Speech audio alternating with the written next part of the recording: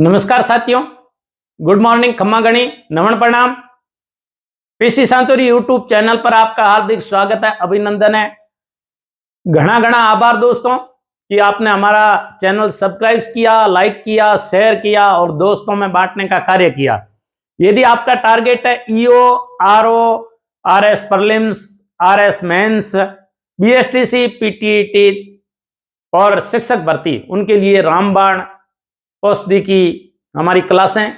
आज मैं आपके सामने एक ऐसी न्यूज लेके आया हूं जो हर 18 साल के भारतीय को जानना अति आवश्यक है। जो मताधिकार प्राप्त व्यक्ति है वो जानना आवश्यक है कि हमने भारत में 28 राज्य और 8 केंद्र शासित प्रदेश है। 28 राज्यों में विधानसभा और विधान परिषद के माध्यम से हमने मुख्यमंत्रियों की व्यवस्था कर रखी है 28 राज्यों में, और 2 केंद्र शासित प्रदेशों में कर रखी है, पुदुचेरी और दिल्ली में। तो कुल मुख्यमंत्रियों की संख्या होती है 30 मुख्यमंत्री में से एक ममता बनर्जी पश्चिमी बंगाल की महिला मुख्यमंत्री है। हमारे जो जनप्रतिनिधि है, हमारे जो मुख्यमंत्री है, उनकी वो रिपोर्ट, जो उनकी डिग्रियां क्या कहती है, वो कितनी साक्षरता हासिल है, उनकी धन संपत्तियां कितनी हैं, हम उनकी जेब में झांकने की कोशिश करेंगे।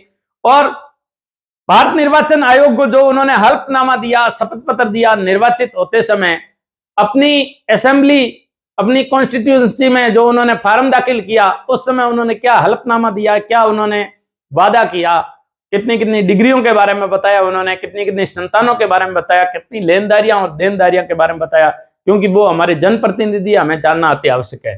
ये जो हमारी रिपोर्ट है वो एडीआर की रिपोर्ट है, association for democratic reforms and national election watch. ये जो एडीआर रिपोर्ट है ये उस आधार पर तैयार की गई है, हम न्यूज़पेपर से निकाल करके लाए हैं कि किस प्रकार उन्होंने हल्फनामे में क्या क्या दाखिल किया। देखो, उन्होंने अपने हल्फनामा में 30 मुख्यमंत्रियों ने क्या क्या दाखिल किया कि 30 मुख्यमंत्रियों में से एक केवल पेमा खांडू, जो हमारे पूर्वोत्तर भारत के अरुणाचल प्रदेश के मुख्यमंत्री है, पेमा खांडू केवल 39 साल के हैं, बाकी सब 40 के पार के हैं। और सबसे बुढ़े और सबसे वृद्ध व्यक्तियों में से आते हैं हमारे केरल के श्रीमान पिनराई विजयन, जिनकी उम्र 77 साल है।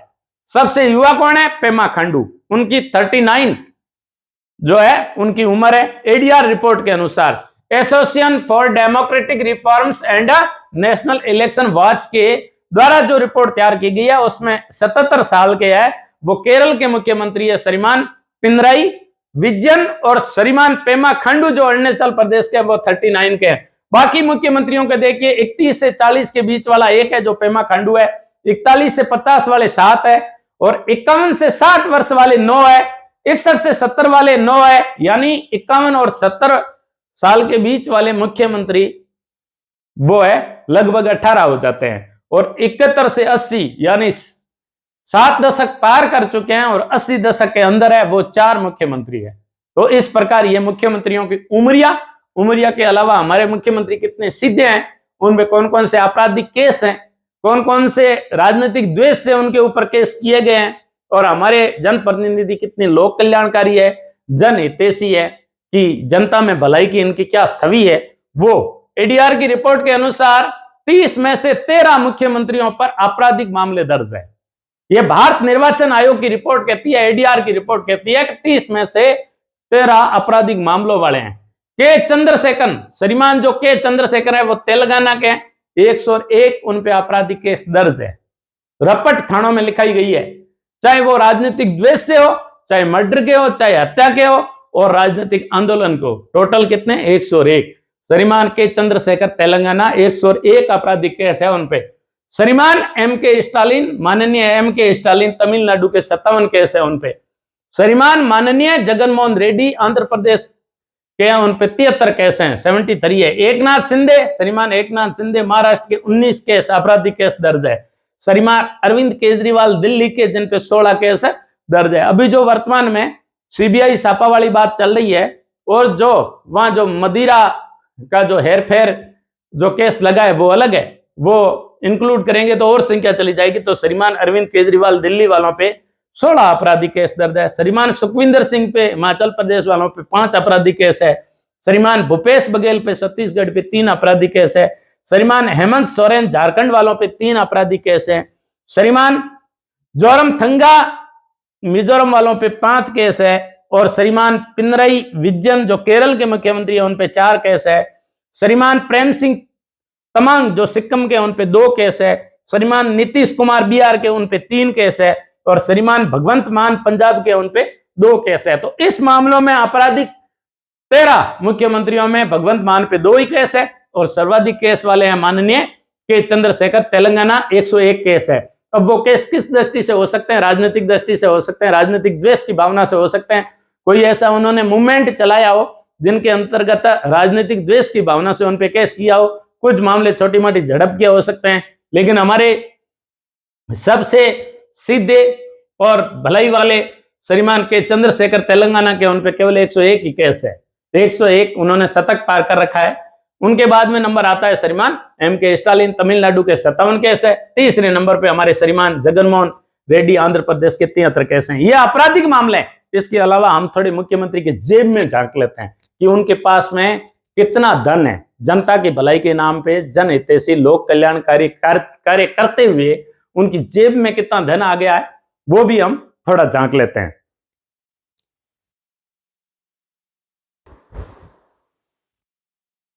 ये देखो हमारे जो सबसे धनवान सीएम हैं, जिन सीएम की सबसे काउंटिंग होती है, यानी 30 मुख्यमंत्री है, 28 राज्य और 8 केंद्र शासित प्रदेश है और 2 केंद्र शासित प्रदेश में मुख्यमंत्री है। टोटल 30 सीएम होते हैं। 30 सीएम में से 29 करोड़पति है, यानी कोई लखपति से ऊपर है। सब एकाधा कोई लखपति है और बाकी करोड़पति है। 1 करोड़ से तो कम से कम उनके ऊपर है। 30 में से 29 करोड़पति है। वो क्या है, थोड़ी थोड़ी उनके जो भी है रकम इकट्ठी हो जाती है। तो मुख्यमंत्री की जब हम जेब में झांकते हैं तो 30 में से 29 करोड़पति है। सर्वाधिक सीएम जो पैसे वाले हैं, सबसे ज्यादा जगनमोहन रेड्डी जो आंध्र प्रदेश के हैं, 510 करोड़ रुपए है उनके पास में। उन अकेले के पास में 510 करोड़ रुपए, 5 अरब और 10 करोड़। सबसे धनवान जगनमोहन रेड्डी। दूसरे नंबर के धनवान पेमा खांडू जो 39 साल के हैं, युवा है और अरुणाचल प्रदेश के हैं, 163 करोड़ रुपए, 1 अरब 63 करोड़ रुपए भी उनके पास है। नवीन पटनायक उड़ीसा के जो कभी सुर्खियों में नहीं रहते, कभी अखबार की सुर्खियां नहीं बटोरते, लंबे समय से शासन कर रहे हैं उड़ीसा के और अखबार की सुर्खियों पे नहीं रहते हैं, कभी सुर्खियों में रहने वाले मुख्यमंत्री नहीं है। शांति से चुपचाप अपने भारत के किनारे वाले उड़ीसा पे जो अशोक मान के समय कलिंग कहलाता था, वहां के शासक है नवीन पटनायक उड़ीसा के। उनके पास में भी 63 करोड़ रुपए। तो सबसे धनवान में जगनमोहन रेड्डी 510 करोड़, पेमा खांडू अरुणाचल प्रदेश 163 करोड़, नवीन पटनायक उड़ीसा 63 करोड़। देखो सबसे गरीब मुख्यमंत्रियों में, सबसे कम पैसे वाले मुख्यमंत्रियों में हमारे माननीय ममता बनर्जी पश्चिम बंगाल के केवल 15 लाख रुपए।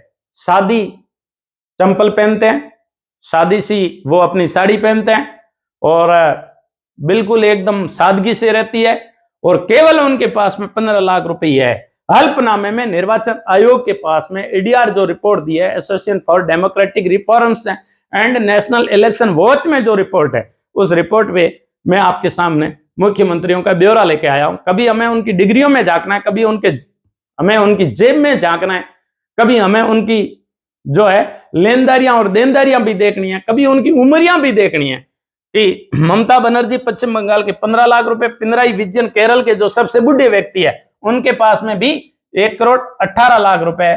सबसे कम ममता बनर्जी के पास में। दूसरा कम श्रीमान पिनराई विजयन केरल के, श्रीमान मनोहर लाल खट्टर हरियाणा के मुख्यमंत्री जो 2 बार रह चुके हैं, उनके पास में भी 1.27 करोड़ यानी 1 करोड़ 27 लाख रुपए। इसका मतलब धनवानों में नाम आता है वो जगनमोहन रेड्डी आंध्र प्रदेश के 510 करोड़, दूसरा पेमा खांडू अरुणाचल प्रदेश के 163 करोड़, नवीन पटनायक के पास में 63 करोड़, पेमा खांडू के पास में 163 करोड़। ये जगनमोहन रेड्डी, पेमा खांडू और नवीन पटनायक। और गरीब में आते हैं ममता बनर्जी, पिनराई विजयन और मनोहर लाल खट्टर हरियाणा के।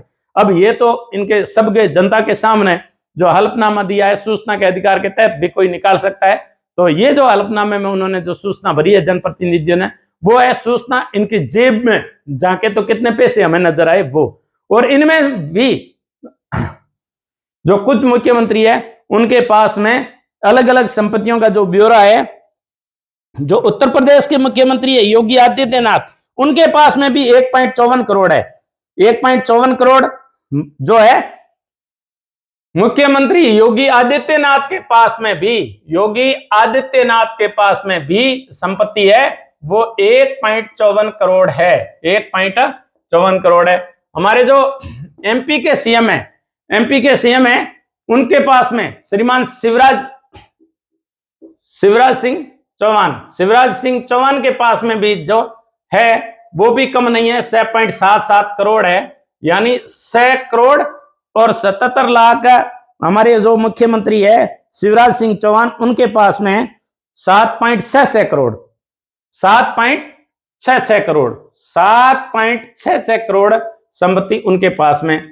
जो राजस्थान के मुख्यमंत्री है श्रीमान, राजस्थान के सीएम है अशोक गहलोत, राजस्थान के सीएम है अशोक गहलोत, उनके पास में ठीक ठाक संपत्ति है। और वो जो संपत्ति बताते हैं वो है 6.53 करोड़ 6.53 करोड़, यानी शिवराज सिंह चौहान से कम है। शिवराज सिंह चौहान के 7.66 करोड़ है और इनके पास में 6.53 करोड़ है। योगी आदित्यनाथ के पास में भी 1.5 करोड़, ये रोकड़िया है, नकदी है, इनके पास एनी टाइम रहती है।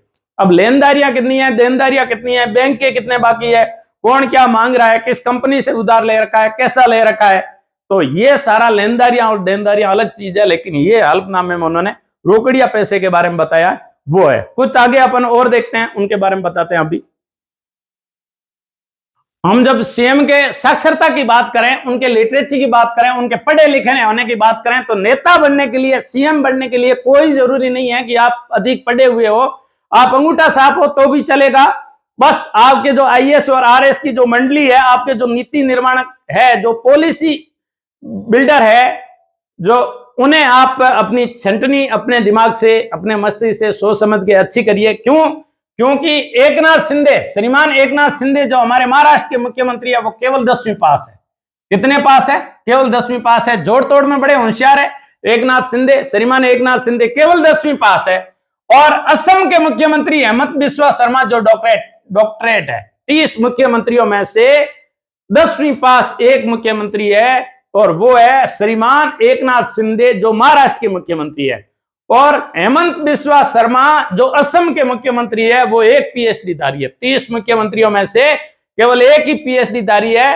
एक जो है स्कॉलरशिप उन्होंने रिसर्च की है, वो व्यक्ति है हेमंत बिस्वा शर्मा, और जो बीजेपी ने असम के अंदर मुख्यमंत्री चेंज किया। और हेमंत बिस्वा शर्मा लंबे समय तक कांग्रेस ही रहे हैं, लेकिन कांग्रेस इसे संभाल नहीं पाई तो बीजेपी अपने पाले में ले गई। और हेमंत बिस्वा शर्मा अधिक पढ़े लिखे हैं, डॉक्टरेट है। अब देखो 10वीं पास सीएम एक है, 12वीं पास सीएम भारत में 3 है, ग्रेजुएट पास 11 है, पोस्ट ग्रेजुएट जो प्रोफेशनल है, ग्रेजुएट किए हुए हैं साथ में प्रोफेशनल है, यानी जैसे उन्होंने बीबीए कर रखा होगा, जो प्रोफेशनल है। ग्रेजुएट करने वाले मुख्यमंत्री 11 है, लेकिन साथ में प्रोफेशनल कोई ऐसा टेक्निकल डिग्री साथ में ली हो, बीटेक वगैरह वगैरह वाले 4 है, पोस्ट ग्रेजुएट 9 है, एमए पास केवल 9 है, और एक वाला डिप्लोमा धारी है।